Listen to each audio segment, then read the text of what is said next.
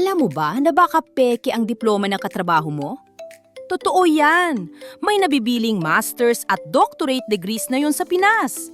Ibinunyag ng EDCOM2 na sobrang talamak na ng mga diploma mills dito.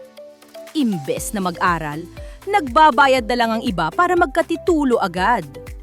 Ang malala, ito raw ang isang dahilan ng malalang miseducation sa bansa. Imagine, may mga nagtatrabaho na wala namang totoong alam sa trabaho nila. Kaya pala minsan may mga boss na mapapakamot ka na lang, di ba? Omsim, literal na pera-pera na lang ang labanan sa ilang eskwelahan. Sabi ng gobyerno, kailangan itong matigil bago pa masira ang education system natin. Grabe talaga. Pati ba naman diploma na diging add to cart na rin ngayon? Kaya next time na may mag-flex, baka fake news yung credentials nila. Kayo, may kilala ba kayong bumili lang ng diploma para ma-promote?